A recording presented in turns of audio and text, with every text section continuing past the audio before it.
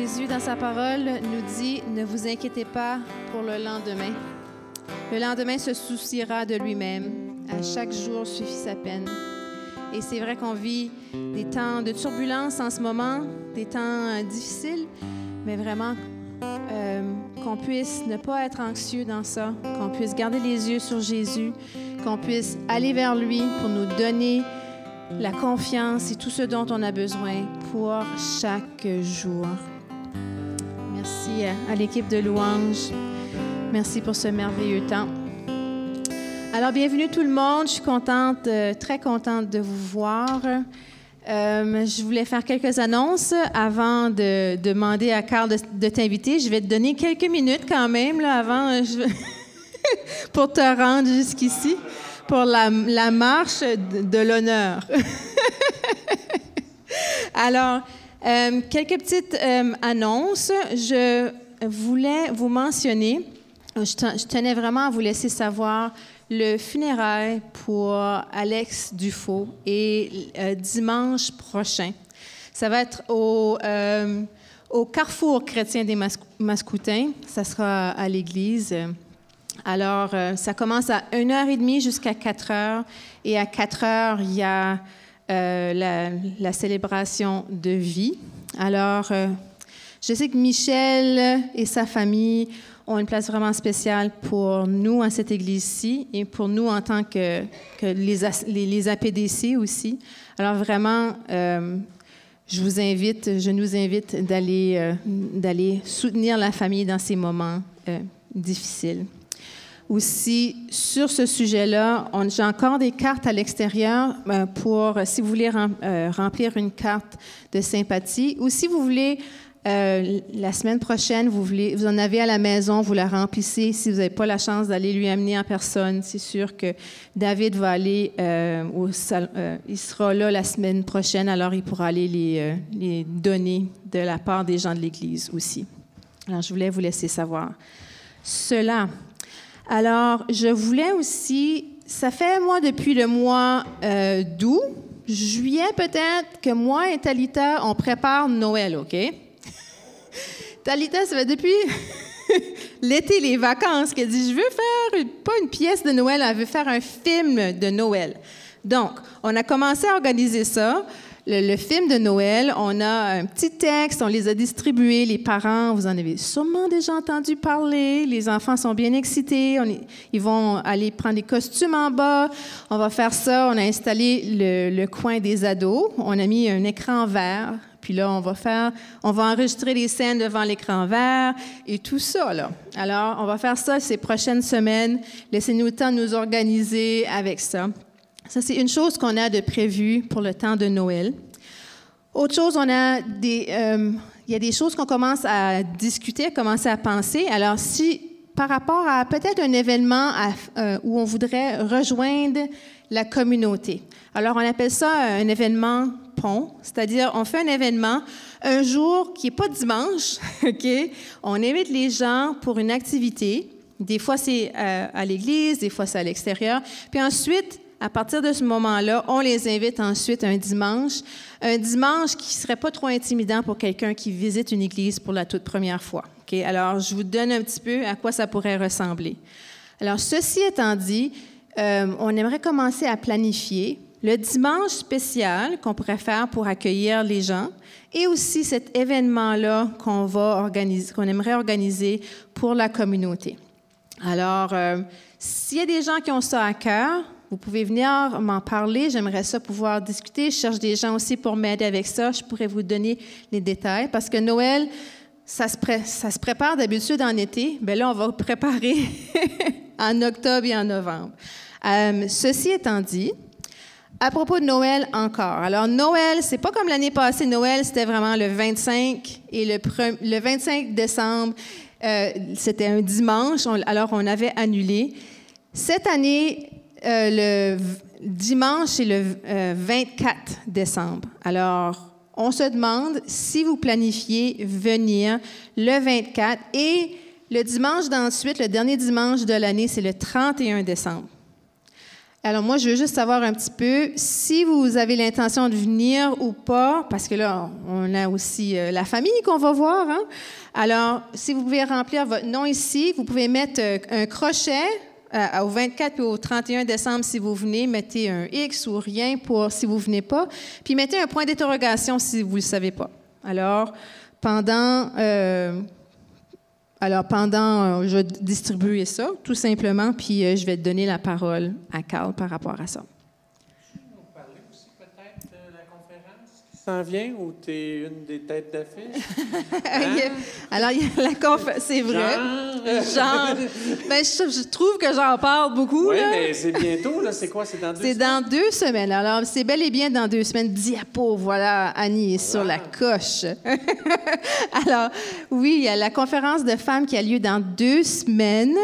Et oui, ça a lieu dans 2 semaines. C'est le 3 et le 4 novembre. Et c'est à la salle, c'est à l'Assemblée du Plein Évangile.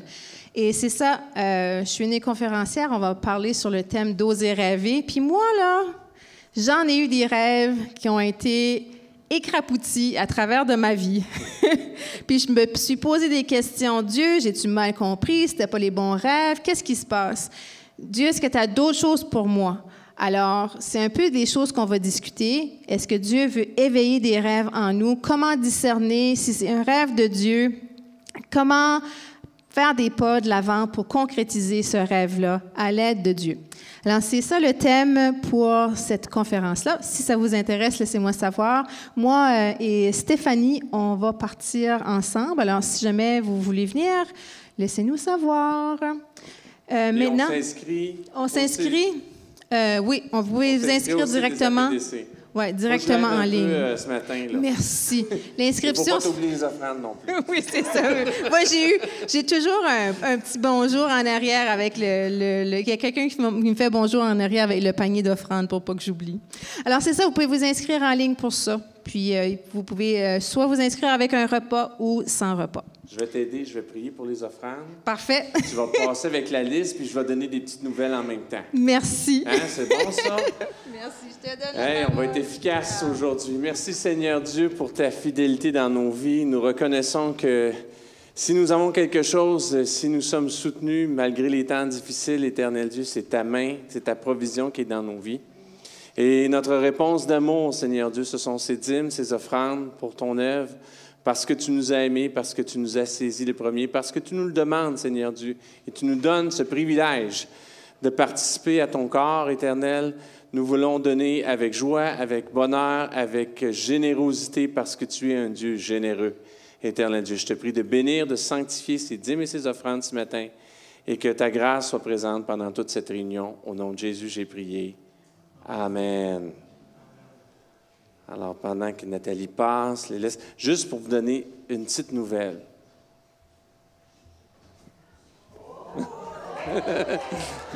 Il marche un petit peu. Il reste, tu sais, je reste avec les BTI, mais moins appuyé. Mais regarde, c'est ça. C'est comme dans le documentaire La marche du pingouin empereur, là, quand ils s'en vont dans l'Antarctique. Là, c'est un petit peu comme ça.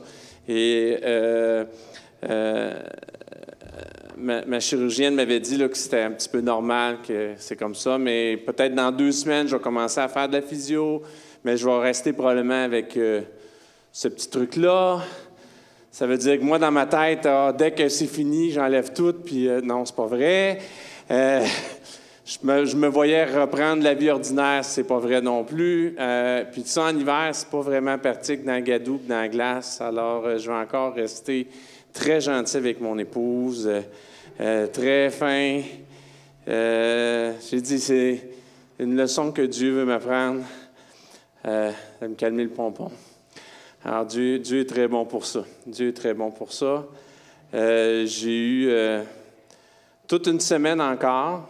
Et, écoutez, l'autre fois, je voyais, ça fait une éternité de ça. Vous vous rappelez les petits quand on ne pouvait plus sortir, là, puis qu'il y avait les enfants faisaient des dessins d'arc-en-ciel, puis collaient ça dans les fenêtres.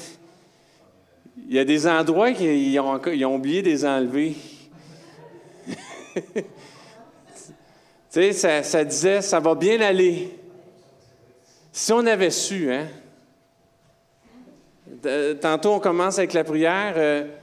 On est passé d'une situation difficile à d'autres situations difficiles et compliquées. La quantité de problèmes qu'on a eus avant, pendant et après, de toutes sortes de paquets de choses qu'on pensait qu'on contrôlait puis qu'on ne contrôle pas du tout. Moi, je travaille avec des industriels. Les industriels, on avait tout un système bien huilé de chaînes d'approvisionnement, puis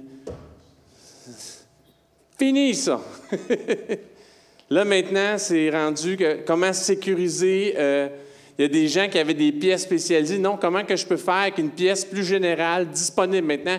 C'est pas qu'est-ce que je peux faire avec ce qui est possible, qu'est-ce que je peux faire avec ce qui est disponible.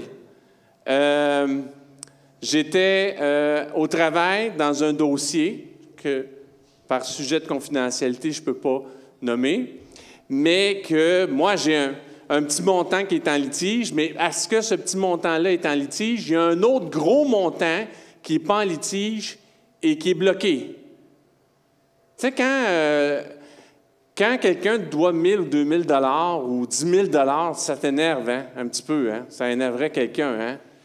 Quand une compagnie attend pour 1 million de $,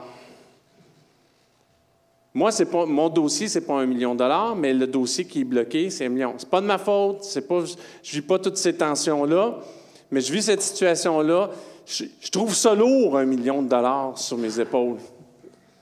Je trouve ça très lourd. Là, ça va bien aller. Puis là, tout le monde, là, vous allez entendre les mises à pied chez Desjardins, il y a un ralentissement économique, les mises à pied. Je peux vous dire, TELUS, ils ont eu des mises à pied. Parce que quand on a changé chez eux, on a dit, voyez comment vous allez devoir faire. Il faut que Marie reçoive les rappels.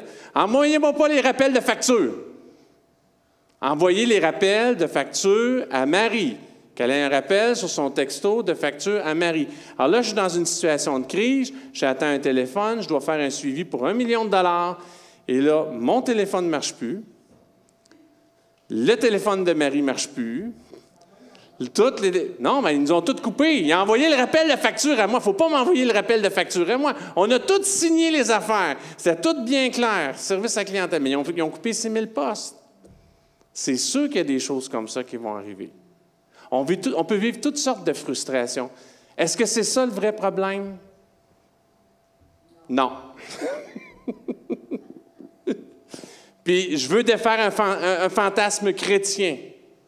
Le fantasme chrétien, c'est que Dieu va agir, que les sources d'eau vive et la bénédiction, la pluie de l'arrière-saison va nous tomber comme ça. On va attendre, puis la pluie de la dernière saison va venir sur nos vies, il va y avoir une bénédiction. Oui, il y a des situations dans lesquelles il y a quelque chose que Dieu agit de façon souveraine, puis on est béni. Mais dans la majorité du temps, la bénédiction ne vient pas de l'extérieur. La bénédiction, quand Dieu veut bénir, la bénédiction sort de l'intérieur. Dieu ne nous a pas appelés à être un peuple béni. Il s'est choisi un peuple pour qu'il soit une source de bénédiction sur la terre. Vous êtes le sel de la terre. Vous donnez une saveur à ce sel-là, et si vous perdez votre saveur, savez-vous quoi? Dieu va faire que ça ne va pas très, très bien aller autour de vous pour qu'on se réveille. Et qu'on se dise, mais Seigneur, change la situation extérieure. Non! Toi, arrive et change le monde autour de toi. Change le monde autour de toi. Je continue dans cette série où je parle de saisir la main tendue de Dieu. Et c'est important, on ne peut pas donner ce qu'on n'a pas reçu, mais on ne peut pas être rempli indéfiniment de la part de Dieu, béni, béni, béni, et être inutile.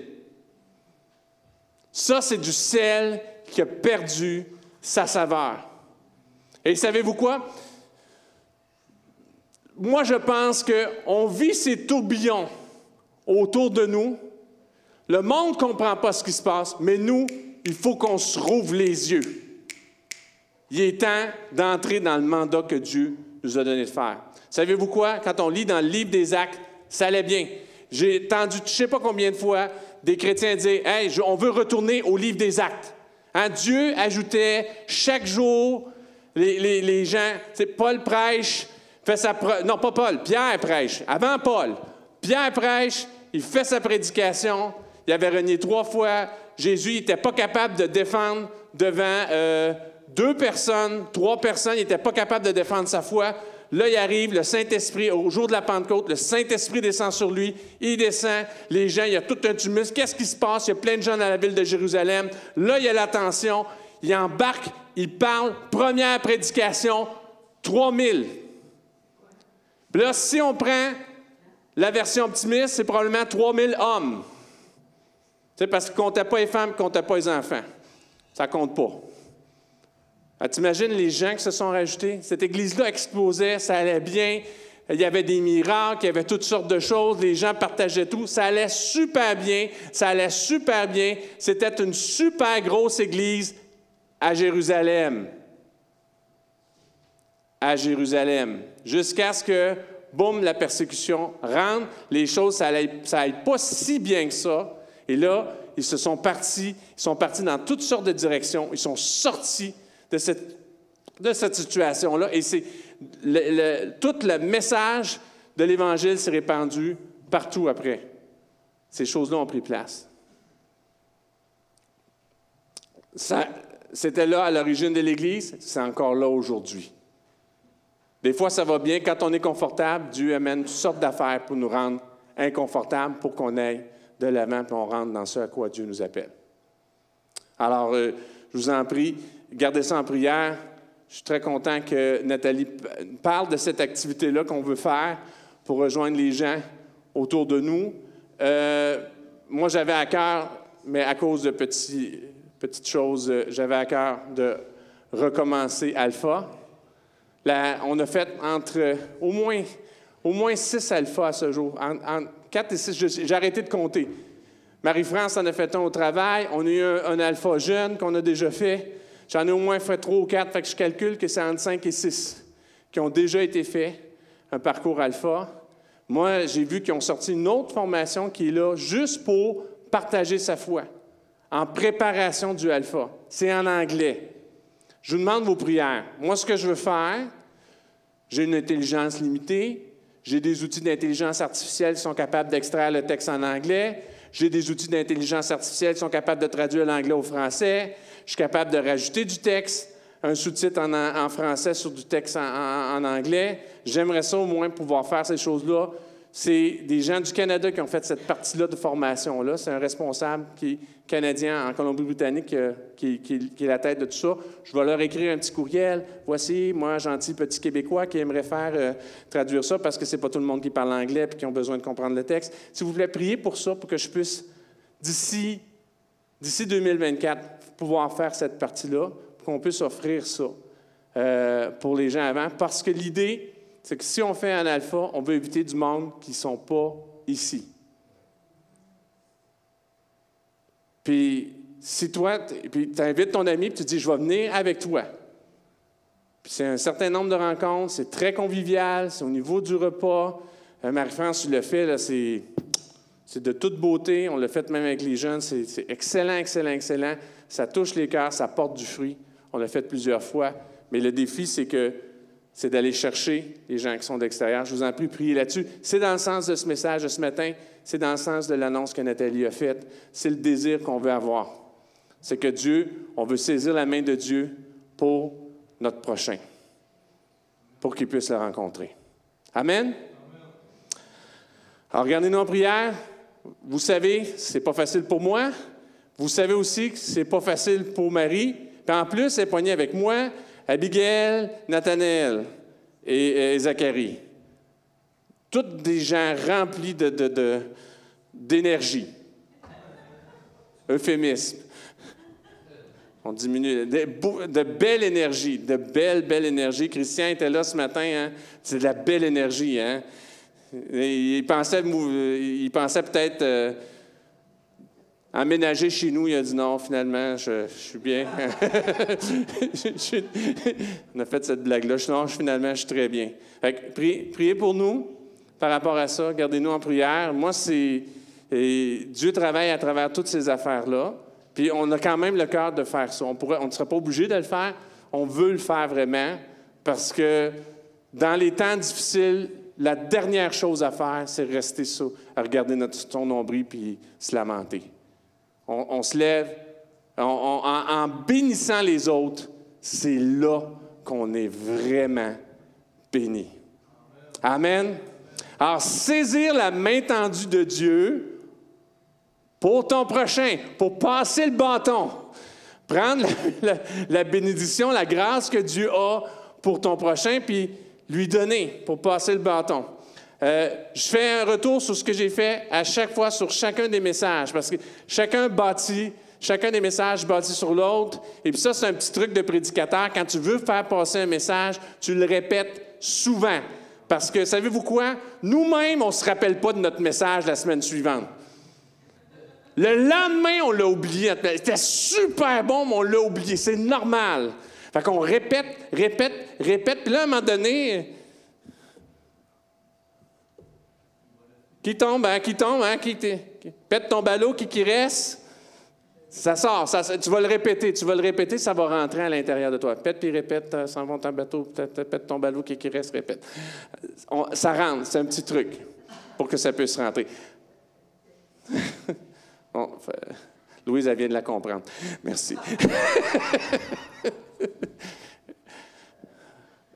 Mes enfants sont tellement contents de ne pas être là aujourd'hui. Je vois déjà Zachary, Nathanaël, Abigail faire ça. J'ai fait il y a un gros... Ils sont pas là, il y a un gros événement à Longueuil. Il y en a qui travaillent, il y en a d'autres qui sont impliqués dans les activités sportives. Puis moi, j'ai fait un sondage non officiel. Alors, notez ça, Nathalie et David. Sondage non officiel sur ados, enfants. Puis là, j'ai demandé à tous les parents, est-ce que vos enfants vous disent que c'est juste chez vous que ça se passe comme ça, puis que tous les autres enfants ne vivent pas les conséquences qu'on vit? C'est vraiment injuste, c'est vraiment juste chez vous. Et j'ai fait le sondage et les réponses étaient unanimes, 100%. Alors, ce n'est pas vrai que c'est juste chez nous. S'ils vous disent ça, c'est pas vrai. Les autres parents font la même affaire. Puis les autres enfants abusent, puis c'est pas tout le monde qui peut regarder l'Internet, puis jouer, puis faire n'importe quoi chez eux. C'est pas juste chez vous, c'est ailleurs aussi. Puis ça énerve ce qui nous énerve, nous comme parents, bien énerve les autres parents aussi. Fait que j'ai fait un sondage. Petite parenthèse. Mais là, aujourd'hui, ils sont pas là. Si j'avais fait toutes ces blagues-là, ils seraient là. « Oh, tu nous fais honte, papa. » Alors, voilà. C'est saisir la main tendue de Dieu pour ton prochain. Quelle est la motivation profonde de Dieu pour vouloir réconcilier l'humanité avec lui? Jean 3,16. Dieu a tant aimé le monde qu'il a donné son Fils unique afin que quiconque croit en lui ne périsse pas, mais ait la vie éternelle.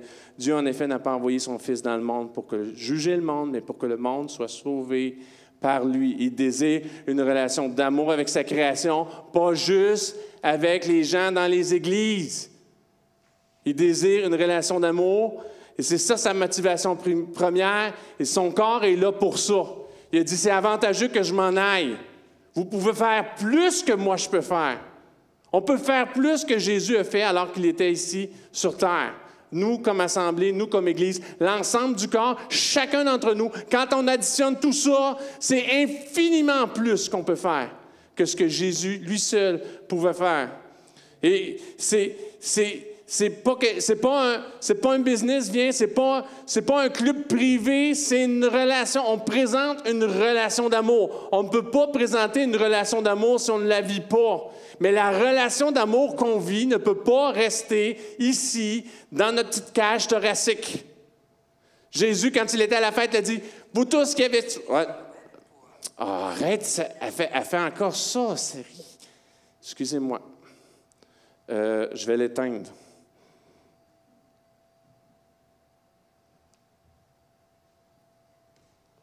Deux fois qu'elle fait ça. La dernière prédication, elle m'a répondu aussi. Hein? J'ai rien demandé, Siri.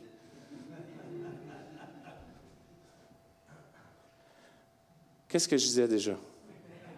La cage thoracique, ça ne peut pas rester à l'intérieur. Jésus était là à la fête, c'est la fête. David,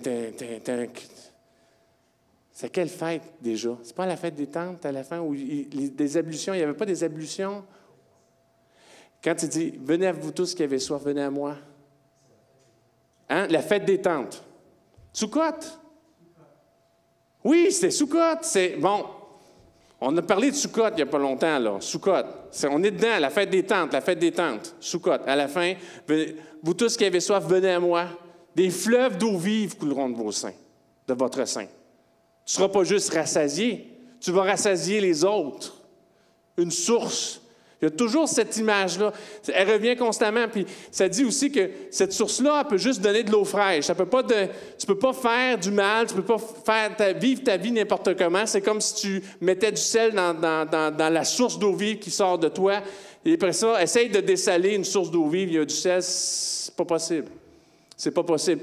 Il y a ça, cette notion-là. Oui, Dieu nous aime, il nous saisit, on est béni, mais plus que ça. Et trop souvent, en Amérique du Nord, parce qu'on est dans une culture de... C'est ça qu'on voit dans les annonces. Les annonces, ils ne parlent pas comment tu vas bénir les autres. Ils te montrent que quand tu vas acheter cette voiture-là, tu vas être bien. Tu vas être bien. S'il y a beaucoup de jalousie présentement parce qu'il y a une méchante belle Toyota Crown stationnée dans le stationnement, j'en ai entendu parler. Wow, elle est belle la Crown. Puis avant, il la faisait, mais là, c'est nouveau, ils la refont ici. Mais es-tu belle la Crown? Puis c'est vrai qu'elle est belle.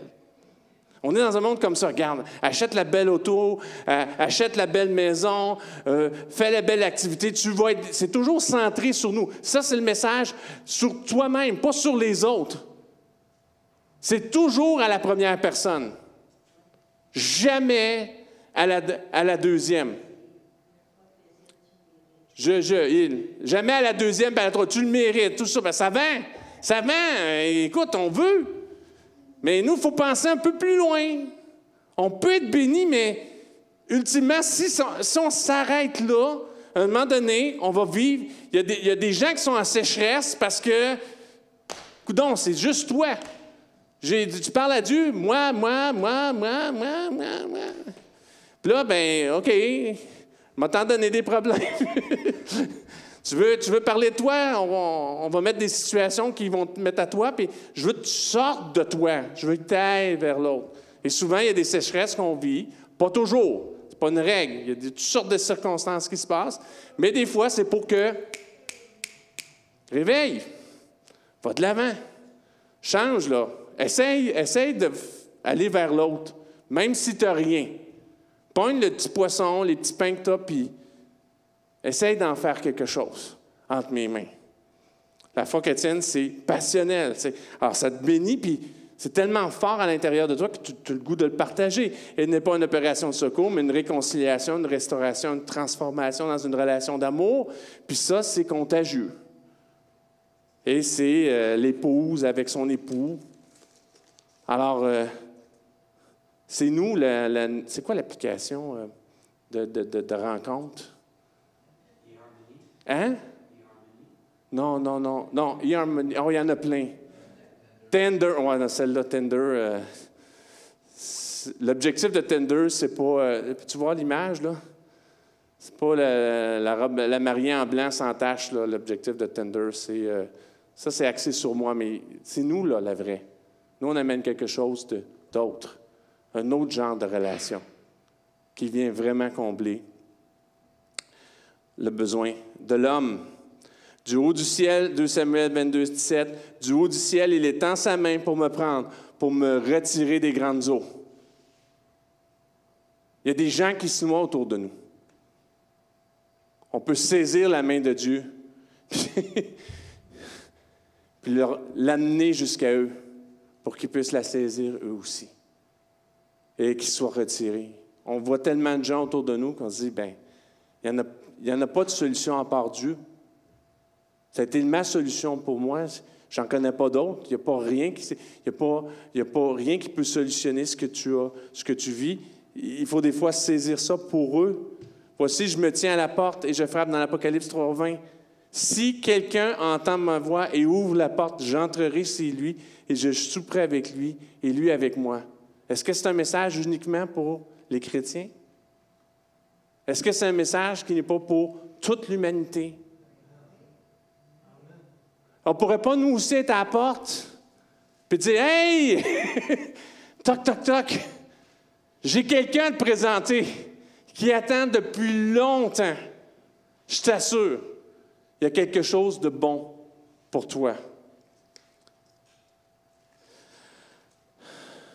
Je vous parlais des 5 doigts, comment nous aussi, quelle attitude on doit avoir, même aussi quand on saisit la main de Dieu pour quelqu'un, quand on veut présenter Dieu à quelqu'un, quelle attitude on doit avoir.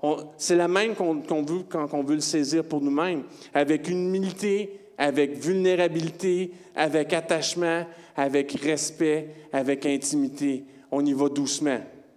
Jésus a jamais crié dans la tête des gens « Accepte-moi ». Ça, c'est Satan qui parle comme ça. Quand il a été tenté dans le désert, il dit « Soumets-toi. Tu as faim, tu es en position de faiblesse, tu veux que je te secours, soumets-toi. » Mais Jésus n'a jamais parlé comme ça, n'a jamais agi comme ça. À chaque fois que moi, Dieu m'a parlé personnellement, c'était toujours avec une immense douceur. Avec une immense douceur. Comme il le fait avec Élie. Il n'était pas dans le bruit, dans les gros bruits, dans les grosses tempêtes. Parce que quand Dieu a parlé à Élie, il y avait quelque chose de personnel à lui dire. C'était avec une immense douceur. Dieu me dit des choses extrêmement difficiles à prendre. Même dit sur un ton normal, il me les a dit avec tellement d'amour, avec tellement de douceur, que ça a touché mon cœur.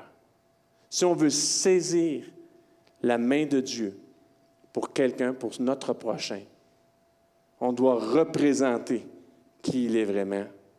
On doit le faire avec humilité, avec vulnérabilité, parce que ce Jésus-là qu'on présente, c'est humilié.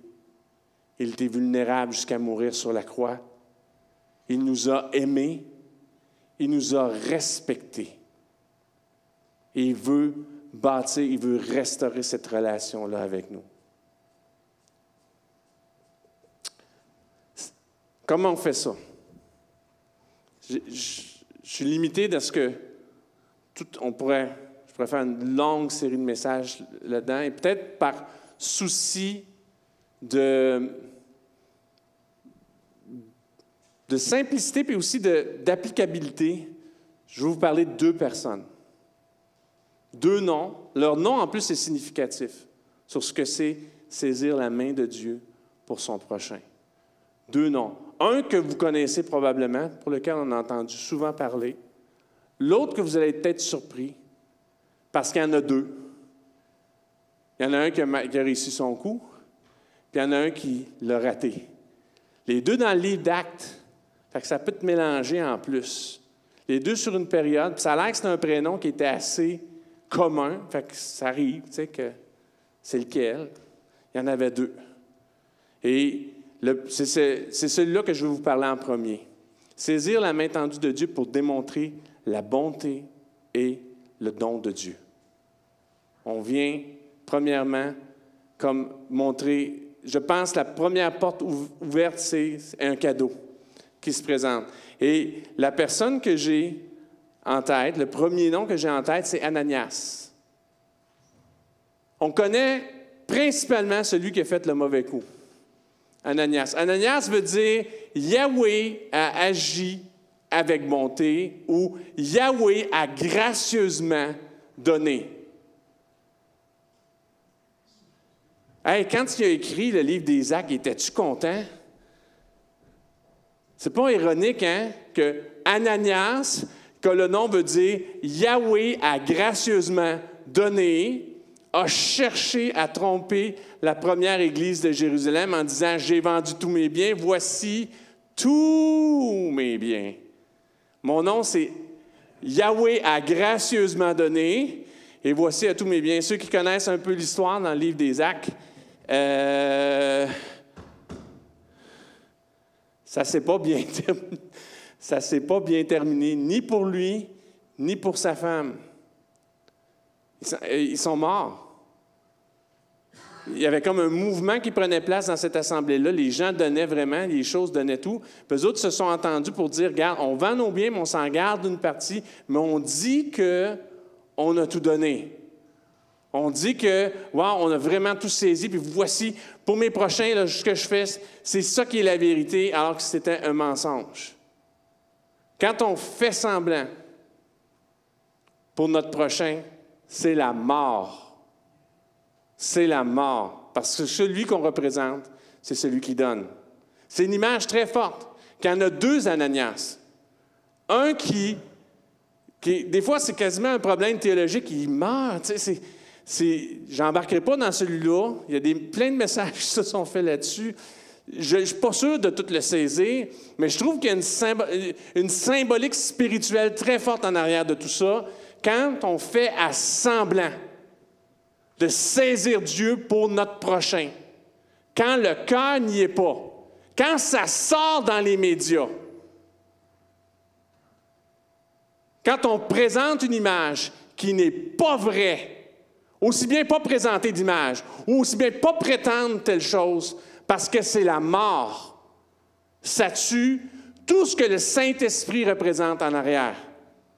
Et beaucoup de gens ne recevront pas une main tendue de Dieu alors que tu l'as saisi pour eux à cause du témoignage de gens qui devaient s'appeler Ananias, que leur nom devait signifier Yahweh agit avec bonté, Yahweh a gracieusement donné, mais qui n'ont pas donné gracieusement, qui n'ont pas agi avec bonté et que leur cœur était tordu. Ça, c'est la mort. Mais moi, je vais vous parler principalement de l'autre Ananias. Et l'autre Ananias, dans la chaîne d'événements qui amènent la création de la plupart des livres qui sont dans notre Bible, Ananias est un maillon essentiel. Un gros maillon. Pas d'Ananias, pas de Paul. Pas de Saul de Tarse qui devient Paul. Pas de Saul de Tarse qui devient Paul. Barnabas est là, mais probablement pas de Barnabas non plus. Pas toute cette notion-là. Pas d'évangile qui est prêché aux gentils. Pas de voyage missionnaire en Asie. Pas de lettre de Paul. Pas de doctrine, là. Pratiquement toute notre doctrine, c'est les lettres de Paul. Ananias ne fait rien. Paul n'est pas en action. Barnabas n'est pas en action. Marc n'est pas en action. Il nous manque un évangile. On a la moitié du Nouveau Testament qui est coupé en petits morceaux. On pense même que certains ont la théorie que le livre aux Hébreux, on pense que ce n'est pas Paul qui l'a écrit. Il y en a qui pensent que c'est Barnabas qui l'a écrit, le livre aux Hébreux. Il y en a qui pensent que c'est Barnabas, la deuxième personne que je vais vous parler. La première personne, c'est Ananias. Ananias ne fait pas, ne saisit pas la main de Dieu pour son prochain. Tout ça ne se met pas en place. Alors, laissez-moi vous lire le passage sur le bon Ananias. Mais juste avant, juste pour vous l'éclairer, le bon Ananias, c'est un disciple de Jésus à Damas. Vous savez, le chemin de Damas, que même plusieurs chrétiens ont rencontré son chemin de Damas. Paul est en chemin vers Damas, il rencontre Jésus, il perd la vue, il reste dans une petite pièce. Ananias est un disciple de Jésus à Damas. On le reconnaît comme un homme pieux, selon la loi. Il s'est lié d'amitié avec Saul de Tarse immédiatement après sa conversion. Il lui a transmis la mission de Christ pour sa vie. Il est arrivé tout de suite après. Vraiment, vraiment, vraiment. En fait, il était peut-être probablement dans le processus de conversion. Et laissez-moi vous lire le passage. C'est dans Actes, le 9e chapitre. Je vais vous lire du verset 9 au verset 16. C'est dans la Bible Second 21. Et je vais faire j'ai par petites sections et je vais faire des petites parenthèses à chacune. Parce que ce passage-là, c'est une conversation. Ananias a une conversation avec Dieu. fois, on le lit comme ça, puis, hey, c'est vrai, c'est une conversation.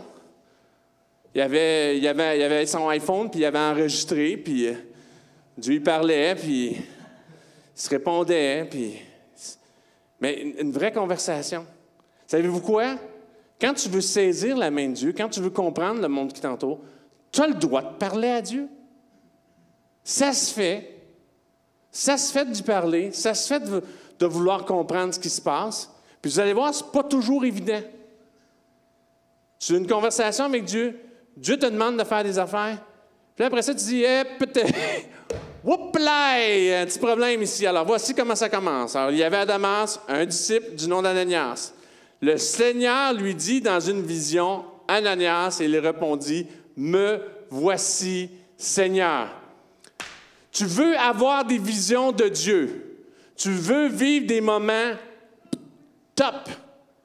Commence à vouloir saisir sa main pour la vie de ton voisin. Sois ouvert à ce que Dieu te parle pour quelqu'un qui ne le connaît pas. Et je t'assure, ça va sonner souvent sur ton téléphone spirituel. Puis je te prie de débloquer ta boîte vocale aussi parce qu'il risque de te laisser des messages. Puis si tu ne réponds pas tout de suite, tu vas peut-être avoir des textos. Puis comme on peut faire avec l'iPhone des fois, tu sais, le texto que... Ça fait 5 textos que je t'envoie, là. Désolé, parce que je pense que c'est des fois, il y a du monde qui m'envoie des textos. Mes enfants m'envoient des textos, puis David, Nathalie m'envoient des textos, puis j'ai dit d'envoyer aussi à Marie, parce que des fois, je suis pris dans mes affaires, puis je ne peux pas voir les textos. Mais il y a une façon, des fois, que tu peux faire ton texto, puis il devient gros, là. C'est comme si c'est comme si tu criais, là. Il sort. Fait que, si tu es prêt à saisir la main de Dieu pour ton prochain, je t'assure, tu vas l'entendre parler de lui. Il va t'appeler. Il va dire « Carl ». Il va dire « Marie-France ». « Annie ». « Nathalie ». « David ». « Hey ». Et là, la réponse appropriée quand Dieu nous appelle, c'est de dire « Bonjour, allô, me voici Seigneur ». Me voici Seigneur. Ensuite, versets 11 à 12. Le Seigneur lui dit alors, puis c'est clair, c'est pas compliqué. Quand Dieu te parle, il n'y a pas de problème. Lève-toi, va dans la rue qu'on appelle la droite, et dans la maison de Judas, demande un dénommé Saul de Tarse. En effet, il prit et il a vu en vision un homme appelé Ananias entrer et poser les mains sur lui afin qu'il retrouve la vue. Ça, c'est clair. OK, j'ai ton attention, Ananias. Bon, là, ce que tu vas faire, tu vas te lever, tu vas sortir dehors. Il y a une rue qui s'appelle la droite. Tu t'en vas dans la rue qui s'appelle la droite. Tu marches jusqu'à la maison de Judas. Tu t'en vas. Puis là, dans cette maison-là, il y a une personne, puis il sait que tu t'en viens. Il sait qu'il y a quelqu'un que son nom veut dire... Qu'est-ce qu'il veut dire déjà, son nom? Yahweh agit avec bonté. Ou Yahweh a gracieusement donné qui s'en vient. Il y a quelqu'un qui a un message de part de Dieu pour moi, qui s'en vient et qui va prier pour que je retrouve la vue. Il donne ça à Ananias. Ce qu'on ne dit pas dans le texte, on le comprend avec sa réponse, Ananias, il sait c'est qui le gars, là. Je ne suis pas sûr que les gens de Jérusalem ont envoyé, parce que ça n'existait pas dans le temps, ils ont envoyé un télégramme ou ils ont envoyé un email pour leur dire regardez, on envoie Saul de Tarse vous martyriser, chers chrétiens.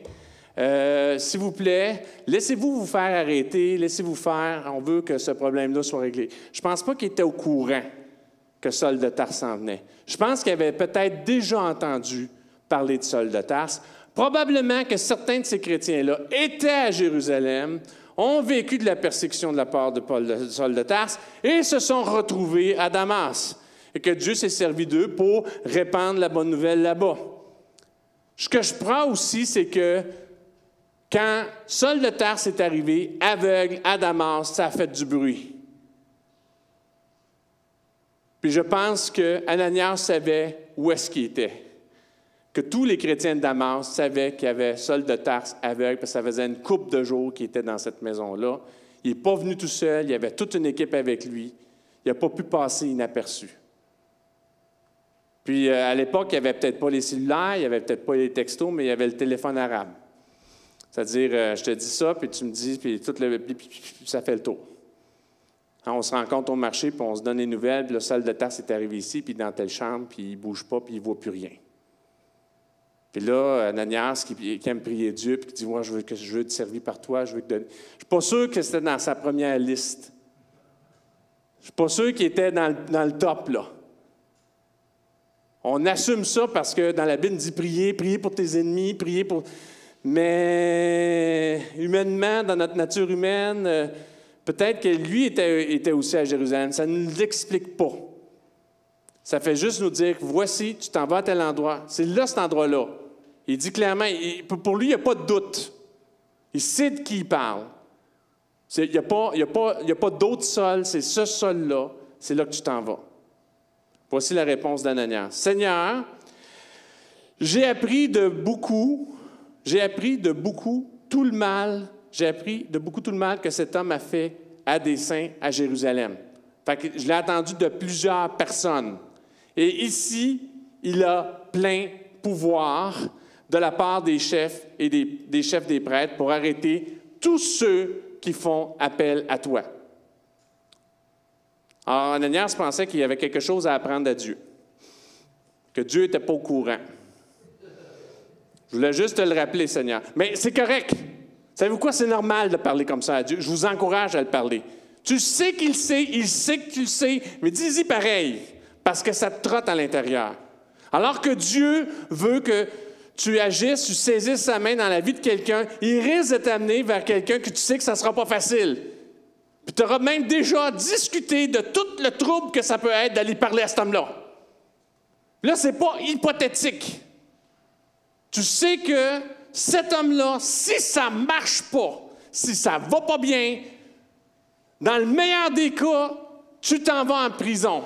Dans le pire des cas, tu es sous un tas de roches. On te lapide. Parce qu'il était là, Saul de Tarse, qui était là, il gardait les manteaux de ceux qui l'habitaient, Étienne. Tu sais ça. Fait que tu as appris de ça d'un paquet de gens qui l'ont rencontré en personne. Tu as appris ça peut-être de la mère d'Étienne. Tu as appris ça de paquet de monde que c'est pas un gentil. Il n'est pas là pour ton plaisir. Puis là, Dieu te demande d'aller prier pour lui. Puis d'y donner, de le faire entrer dans la famille des chrétiens. Il était dans le bas de la liste. C'était le dernier qu'on pouvait penser. Ça, c'est le Dieu qu'on sert. Ça, c'est le Dieu qu'on sert. Il nous donne un exemple extrême de saisir la main de Dieu pour notre prochain. Mais on a tous vécu ces scénarios-là que Dieu nous dit, « Hey, va donc vers telle personne. » Puis là, on commence à dire, « Oui, mais regarde, Seigneur, il y a ça, il y a ça, il y a ça, il y a ça, il y a ça. Je vis telle chose. » On n'a peut-être pas vécu une situation comme, elle allait parler comme quelqu'un comme Saul de Tarse. Et voici, c'est dans cette conversation-là. Ananias répondit ça. Alors, je vous encourage, dans ces moments-là, si Dieu vous appelle pour que vous serviez d'intermédiaire pour secourir un être humain pour qui il a donné sa vie, malgré que ça soit difficile, faites-le quand même. Mais le Seigneur lui dit, « OK, j'ai entendu ce que tu m'as dit. » Il est tellement bon, hein? Dieu est bon. Moi, si c'était moi, j'aurais dit, « Hey, je le savais, là. Regarde. Je le savais. » Il ne dit pas ça. Il ne dit pas ça.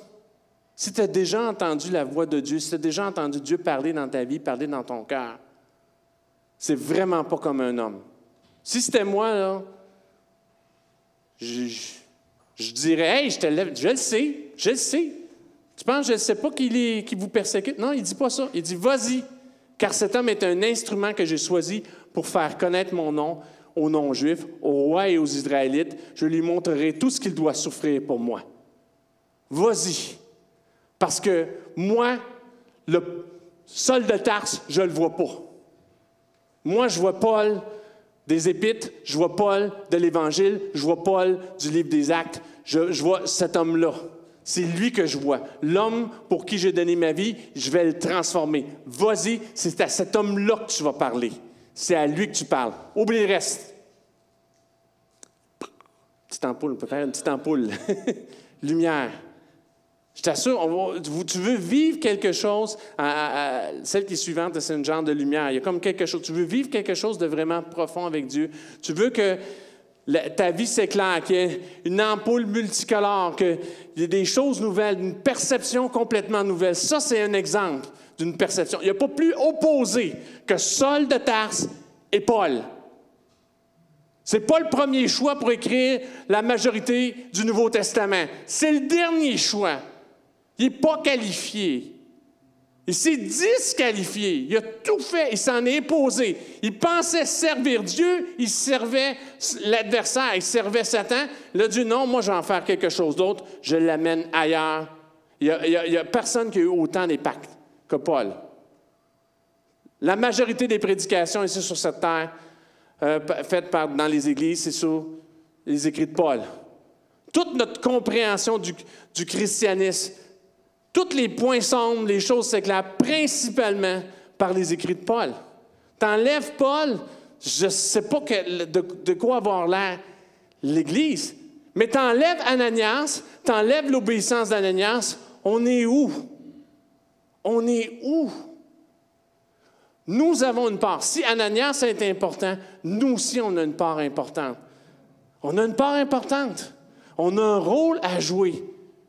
Ça ne sera peut-être pas nous qui va faire des grandes choses, mais on peut tendre la main à quelqu'un qui va faire des grandes choses. Billy Graham, c'était un player. C'était un dandy. Il aimait ça se promener en voiture, courtiser les filles. Mais il y a une femme, puis il y a des gens qui ont prié pour lui, qui ont saisi la main de Dieu pour sa vie. En 20e siècle, c'est une référence sur l'impact qu'il a et l'impact et le respect qu'il suscite encore jusqu'à ce jour. Parce que quelqu'un a saisi la main de Dieu pour quelqu'un qui ne le connaissait pas. Je suis le cep, Jean 15, verset 5. Vous êtes les serments. Celui qui demeure en moi, en qui je demeure, porte beaucoup de fruits, car sans moi, vous ne pouvez rien faire. Ananias, il n'est pas allé par lui-même, ça n'a pas été son initiative, ce n'est pas sa témérité. Il est allé, il a démontré, en tout cas dans ce qu'on peut lire dans le texte, que c'était à contre-cœur. Il y avait une excuse pour ne pas y aller. Puis il en a parlé avec Dieu. Puis Dieu a dit, non, c'est pas ça. Ta perception, en gros, sans argumenter, sans dire ta perception n'est pas bonne. Tu veux vivre quelque chose du Saint-Esprit, tu veux porter du fruit. Des fois, Dieu va dire, si on voit la grappe après, là, le fruit, je l'ai mis, Dieu va dire, regarde, c'est parce que faut que tu changes ta perspective. C'est ça aussi, porter du fruit. C'est pas toujours y aller avec nos préjugés, c'est aller ailleurs, c'est faire autre chose. Alors, chapitre 9, verset 17. Ananias partit, une fois entré dans la maison, il posa la main sur Saul en disant, « Saul, mon frère, le Seigneur, le Jésus qui t'est apparu sur le chemin par lequel tu venais, m'a envoyé pour que tu retrouves la vue et que tu sois rempli du Saint-Esprit. » Et il a prié. Et il y a quelque chose qui s'est passé. Il y a quelque chose qui s'est passé. Parce qu'il y a une image tellement forte qu'elle est utilisée même ailleurs. Il y a plein de gens qui l'utilisent, sachant même pas que c'est dans la Bible. Si on voit l'image suivante de cœur, là, dans ce cœur-là de Saul de Tarse, parce que lui, c'était un désir de servir Dieu, d'un Dieu qu'il ne connaissait pas. Il y a quelque chose qui s'est passé. Puis, c'est pas écrit dans le texte, mais ça me pose la question, est-ce qu'il connaissait même Ananias? Est-ce qu'il connaissait même Ananias? Alors qu'il persécutait l'Église. Est-ce que Saul de Tarse, c'était pas un de ceux qui l'avaient fait fuir?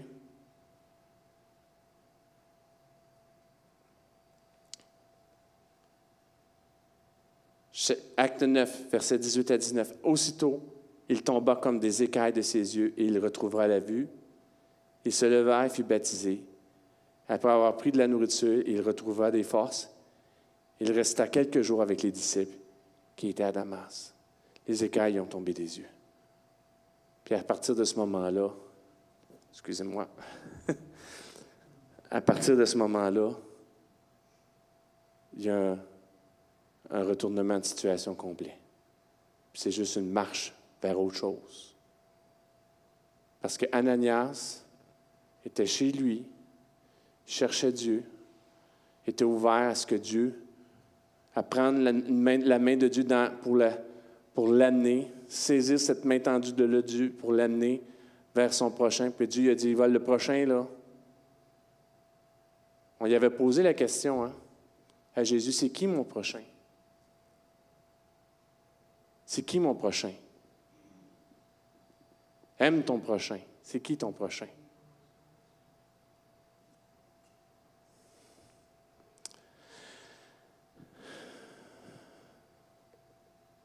Ça me travaille beaucoup.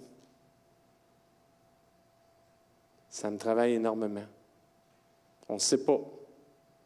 On ne sait pas qu'est-ce que Dieu peut nous demander, puis on ne sait pas tout l'impact qu'on peut avoir simplement en allant, puis en posant avec humilité, avec ouverture, avec cœur, avec amour, avec respect, même si on sent que c'est pas évident, qu'il y a de l'opposition, que c'est pas facile, que c'est pas ouvert. On ne sait pas qu'est-ce que Dieu peut faire. On ne sait pas qu'est-ce que Dieu peut faire. Ananias ne savait pas qu'il changerait le monde en allant prier pour Saul de Tarse. Il ne savait pas qu'on parlerait encore aujourd'hui des écailles qui sont tombées des yeux parce qu'il est allé dans ce petit chemin étroit, dans cette petite maison-là, probablement un petit peu à contre-cœur, il l'a dit carrément, là. Il est allé pareil. Je ne sais pas, il avait peut-être peur, il avait peut-être les quételles, comme on dit en québécois, là. Peut-être il tremblait, il ne savait pas. Tu vois, c'est pas un long texte, hein? C'est pas élogieux, c'est pas un 10 points, c'est pas une dissertation du collège biblique qu'il a donné. Il a dit, bon, voici ce que Dieu m'appelle à faire. Puis, il y a quelque chose, c'est tout ça, toute cette rencontre de chemin d'avant, avec l'action de cette personne-là qui a fait que l'humanité a changé. Une action. Alors, je vous invite à devenir des Ananias.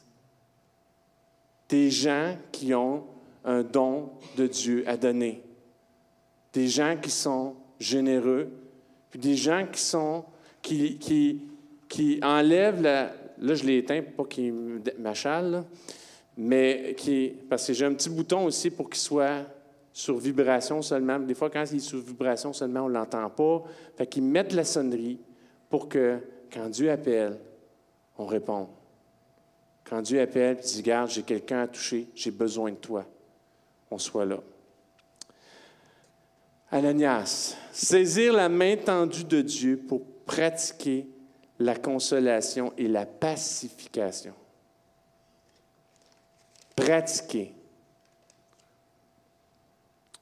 On peut être bien avec les gens du dehors, il faut être bien aussi avec les gens du dedans. Il faut qu'on soit bien ensemble. Ça ne sert à rien d'inviter des gens à expérimenter l'Assemblée de Dieu si on leur fait goûter le ciel et on leur fait expérimenter l'enfer de relations désagréables, des grincements de dents. Barnabas. J'ai deux images de la pratique. Hein? Pratiquer la réconciliation, la consolation, la réconciliation et la pacification. Pratiquer, quand on rentre, quand on intègre des gens dans cette assemblée, qu'on puisse le faire avec amour, qu'on aille les chercher comme Ananias avec foi, qu'on communique que Dieu est bon, mais alors qu'ils sont là avec nous, qu'on puisse être comme Barnabas. Savez-vous qu'est-ce que ça veut dire, Barnabas? Toutes les Bars, c'est tous des fils, hein? Bartimée, fils de Timée, Barnabas, fils du Paraclésis, du Saint-Esprit, fils du pacificateur, du consolateur, parce que le Paraclet, c'est un autre nom qu'on donne au Saint-Esprit. Jésus dit, c'est avantageux que je parte, je vais vous envoyer un paraclet, un consolateur, un autre consolateur. Barnabas, son nom, c'est fils du paraclésis, fils du pacificateur, fils du consolateur, fils du Saint-Esprit, et qui porte bien son nom. Quand je pense à quelqu'un, c'est un héros effacé, Barnabas. On parle de tous les autres, mais Barnabas n'est pas là. Il y avait Ananias qui a amené Paul, et Barnabas n'est pas là. Paul, les autres vont continuer de rejeter Paul. Si Barnabas n'est pas là. Si Barnabas n'est pas là, puis que Paul agit au niveau des gentils, les autres vont continuer. Barnabas a fait quelque chose de vraiment extraordinaire. Ça dit de Barnabas que c'est un homme bon, dit Luc, plein d'Esprit Saint et de foi. Et en 4 occasions au moins. Je pense que ça doit être encore plus que ça.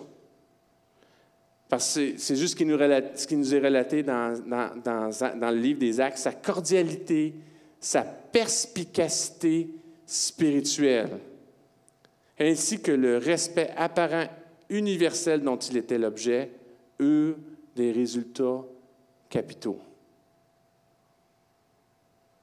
Il amenait la paix, il amenait la consolation, il amenait le secours, il était vraiment rempli du Saint-Esprit. Puis à chaque fois que ça chauffait, à chaque fois qu'il y avait un feu, puis ce n'était pas un feu divin, lui, il venait pour l'éteindre. Il a introduit et défend Paul auprès des apôtres à Jérusalem. Parce que c'est une chose que Dieu parle à Ananias. Vous savez-vous quoi? C'est normal que des gens, qu'on ne soit pas tous d'accord. Si Ananias avait ces réticences-là, c'est sûr que les leaders aussi avaient les réticences. Vous savez-vous quoi?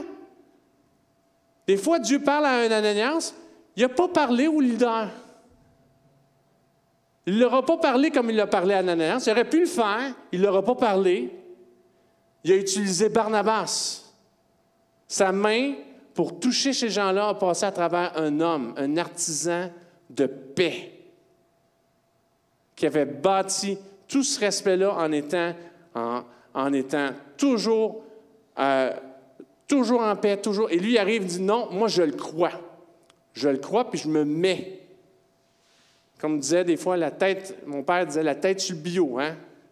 Si ça ne marche pas, tu me coupes la tête. Je mets la tête, j'ai gagné de la crédibilité auprès de vous, je mets ma crédibilité en jeu pour lui.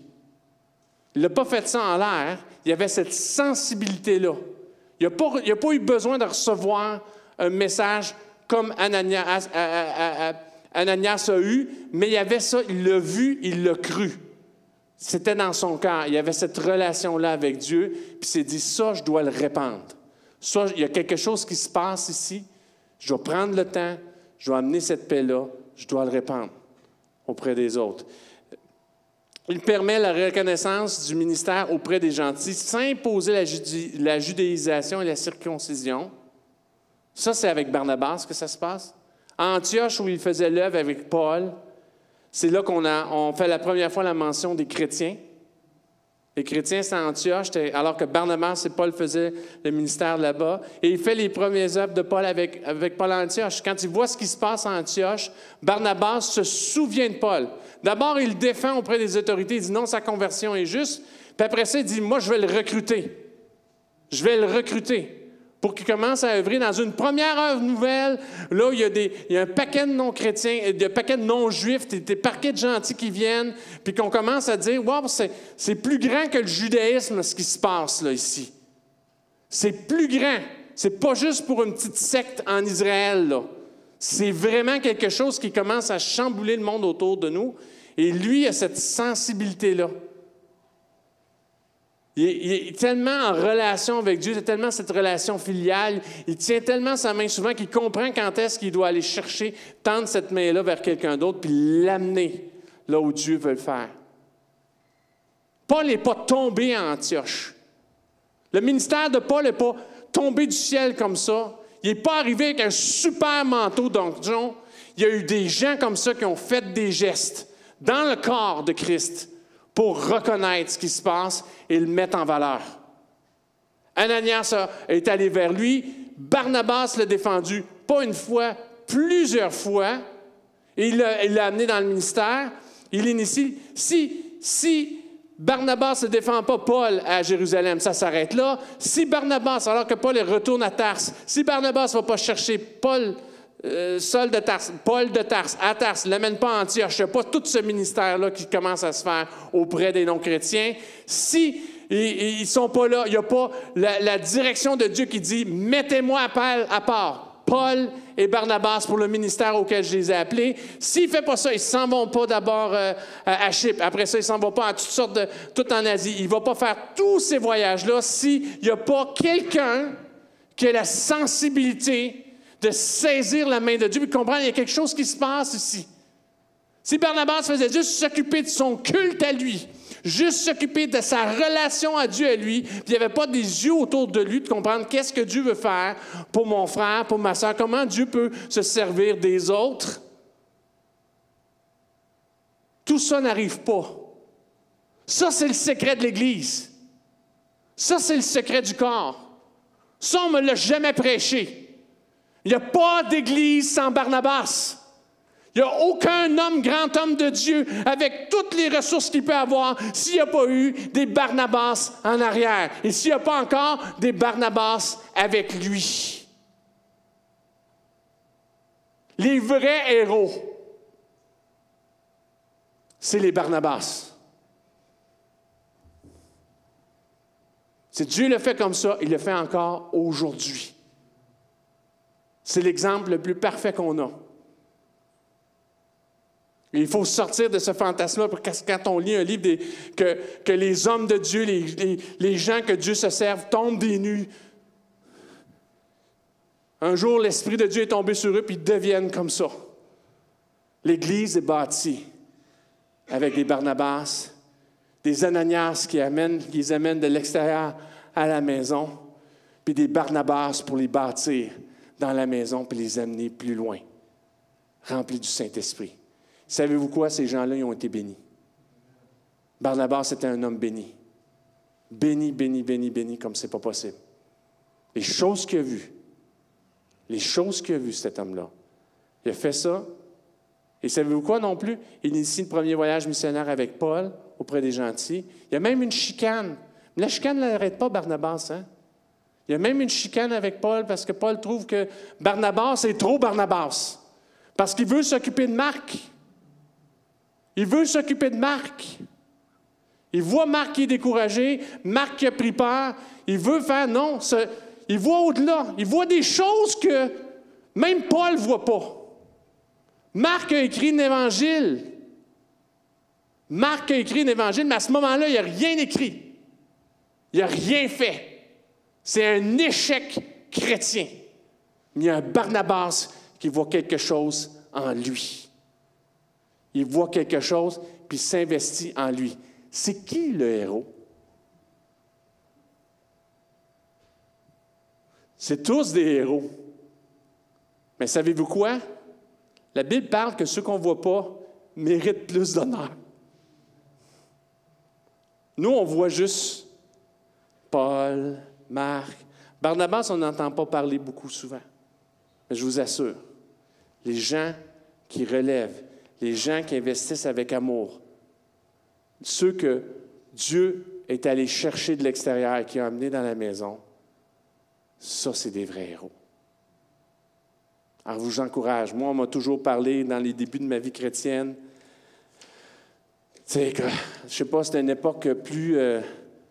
c'était dans le temps du renouveau. Alors, on était dans l'extrapole. On était dans le très fort. Tout le monde, quand tu te faisais prophétiser, on avait tous des ministères internationaux.